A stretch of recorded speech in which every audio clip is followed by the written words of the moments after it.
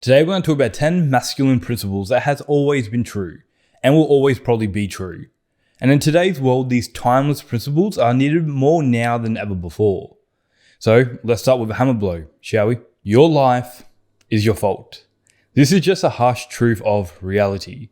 No one is thinking about you as much as you think about yourself. You are literally at the center of the universe. If you don't take responsibility for your health, your money, your relationships, your happiness, no one else is going to do that for you. No one is coming. When I was in high school and my English grades were a bit average, did I wait for someone to come by and drip literacy into my ear? No. I hated English. I absolutely despised it, but I dislike being average even more. So I read more, I wrote more, and within a year I was getting a mix of A's and B's. When I looked into the mirror and I saw that I had a body that I didn't really like, did I go around blaming Macca's for being so convenient? No, bro. I took responsibility and I went to the gym. Now, pause for a second. I've been banging on this door of personal responsibility for a while now. I bring it up in a lot of my videos because I think it's important, but I've also come to realize that maybe I don't do enough to really emphasize that things are hard sometimes. A lot of stuff just happens to people that's outside of your control. And maybe the environment that you're in, you don't have much of a choice of because that's just how it is right now. So if you're here literally with me, I would pat you on the shoulder and just listen to you talk about how you're feeling. But you're not here with me. This is a YouTube video. I'm talking to a goddamn camera lens. And I have information to give you. So I can't dwell on that for too long. Because when I really think about it, I just don't see any other option, bro. I really don't. When I start thinking about the things that I do have control over, it's hard for me to not take responsibility for my bad habits and for my problems and for the skills that I don't have. These are things I absolutely have control over. But that also means that every improvement that I make, every good habit that I develop, every skill that I learn, it's mine to wear with pride. The funny thing is, if you went to the doctor and got some antibiotics, the likelihood that you finish the course of the antibiotics is about 50%. But if you went to the vet and got medication for your dog, the likelihood your dog finishes the course of the medication is 95%. So you have to take care of yourself, bro. No one else is coming. No one else is going to do it. Number 2, go to the edge. When I go to the gym and lift weights, my goal is to lift a little bit more than last time. Most gym sessions, I'm pushing myself to the limit, or at least close to the limit. I'm putting my muscles under stress so that they grow. That's the edge. If you want to improve your life, then you need to leave your comfort zone. You need to stress yourself at the limit of what you can do, and then come back and do that again and again and again until the thing becomes easy. Then you go to the edge for something new, and you repeat that process for the rest of your life. The edge isn't unfamiliar to you either. If you learned how to drive a car, you've been to the edge. If you've done public speaking, you've been to the edge. If you approach that cute girl that you saw, then you've been to the edge. Avoid the comfortability trap and go to the edge. Number 3, do not wait. At the beginning of the year, I wanted to learn some Muay Thai. It was something that I was putting off for many years because I was scared. But then I remind myself, don't wait, you silly bitch. And I literally signed up for the class the next day. Again, no one can do this for you. There is no one tip, no one hack.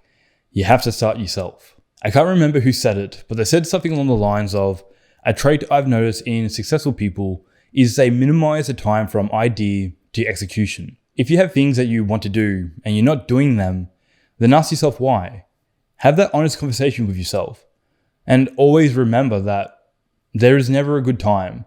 Life is always going to be busy. Stop putting it off and go do the thing.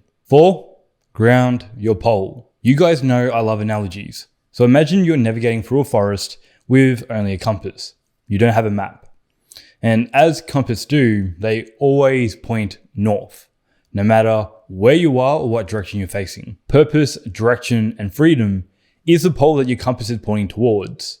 I think we've all felt that feeling. I need to do this. Don't resist it.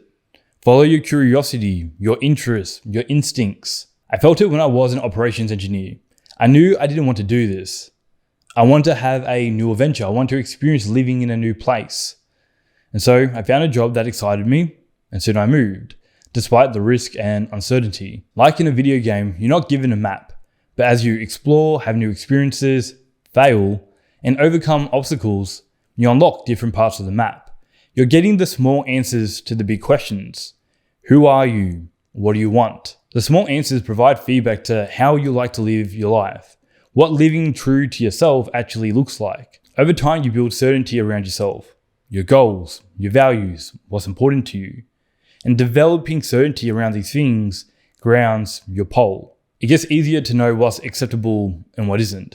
It gets easier to set boundaries when people cross the line. It gets easier to go after what you want, and it gets easier to tell the truth. A couple of weeks ago at work, the boys were grabbing some Friday beers, and they asked me, Josh, you gonna have a beer with us?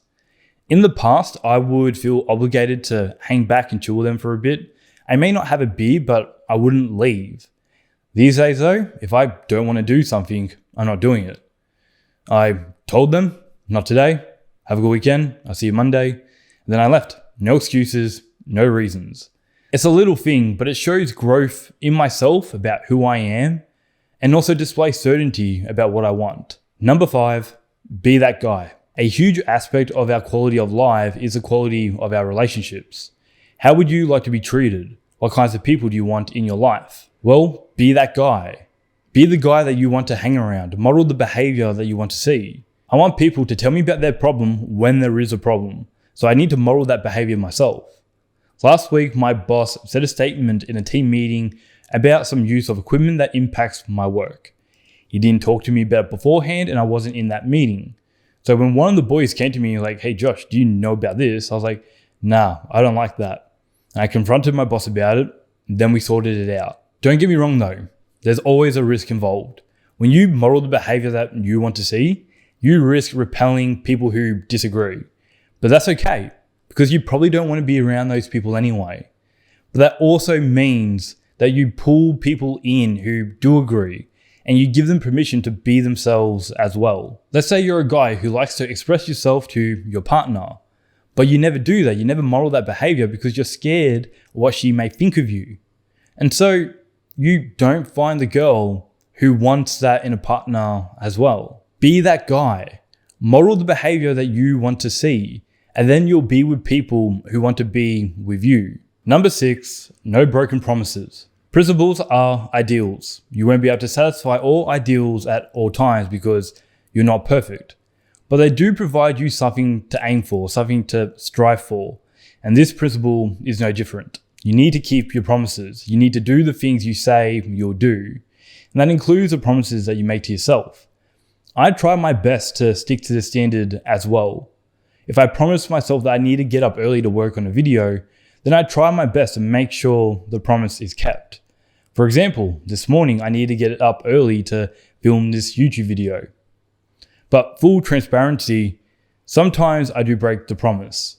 Particularly when I go to bed late and I'm sleep deprived when I wake up, it's very easy for me to hit that snooze button a couple times too many. When I make plans with my friends, I need to follow through, otherwise they're going to lose trust in me. And the same is true for yourself.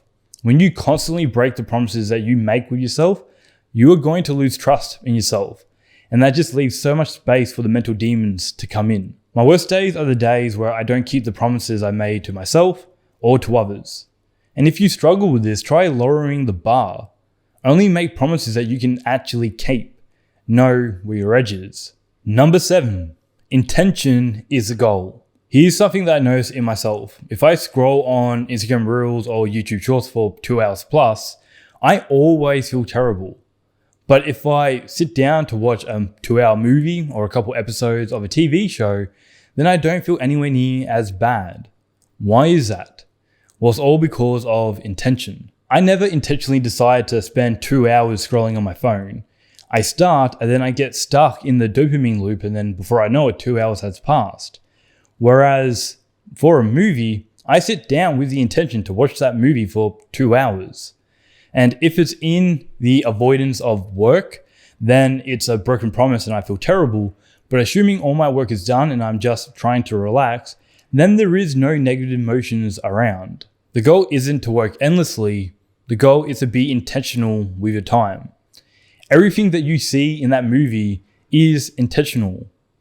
Every movement, every scene, every line, every prop, it's all done with intention. Nothing is there by mistake. Be intentional with everything you do in life. Your job, your hobbies, your relationships, your living space, what you eat, how you rest. Be intentional with everything. Number 8, lead with love. When I'm out walking my dogs, they have this bad habit, man, of finding some manky ass water and rolling in it. Now, I can yell at them to get out of there and come back to me, but if I'm still angry at them by the time they get to me and I punish them, then I'm punishing them for doing the right thing and coming back to me. They don't understand. The last thing that I want is for them to associate the punishment is coming back to me. They need praise for doing the right thing. And I think people need a lot of praise for doing the right thing. If you praise people for doing the thing that you want to see, you'll probably see them doing it more regularly.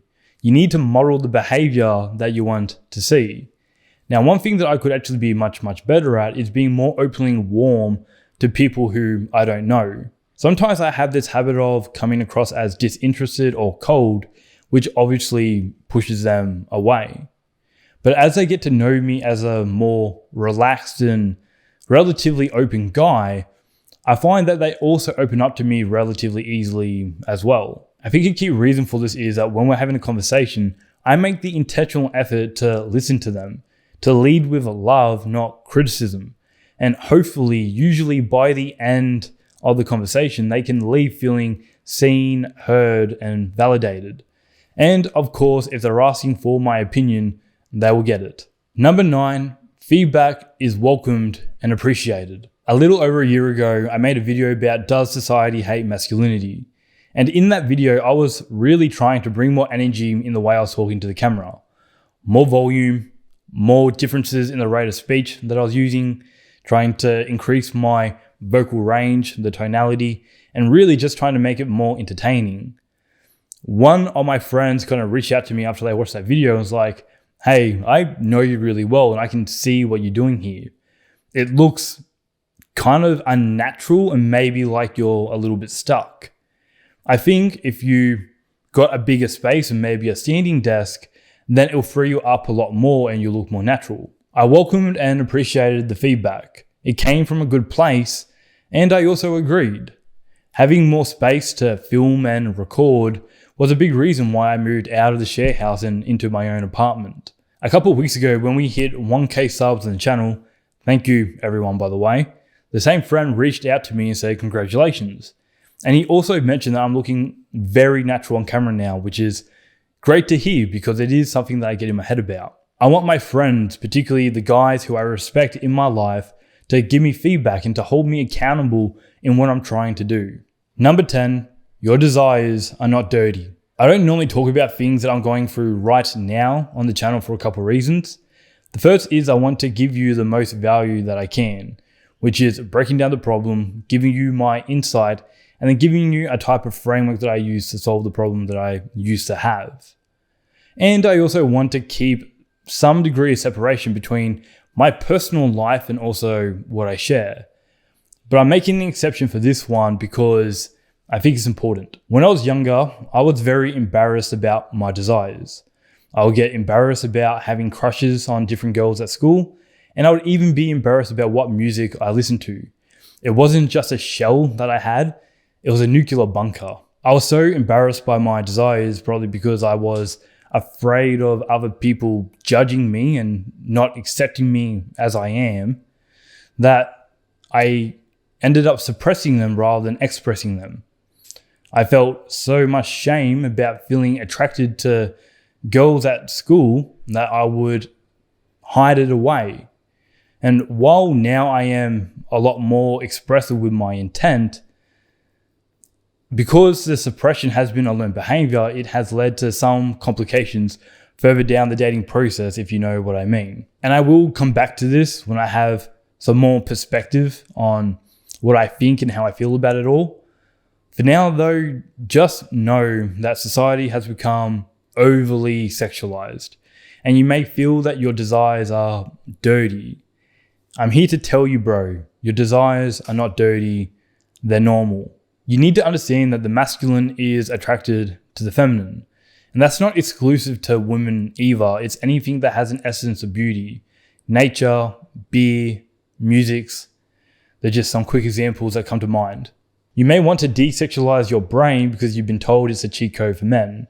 You feel like your desires need to be avoided so you can be productive. But if you do that and solely focus on the daily grind, you also end up rejecting feminine energy. And rejecting feminine energy for too long results with you feeling tired, dried up, and lonely. So if you have a habit of sabotaging yourself with vices like porn, then maybe it's because you are suppressing your desires rather than integrating them. Just some ideas for you at this point. But something I have thought very deeply about is the masculinity crisis. So if you want to understand this whole thing better, and you want to orient yourself towards a healthy version of masculinity, then this video will help you out. That's it, my friend. Thanks for being here. I appreciate you.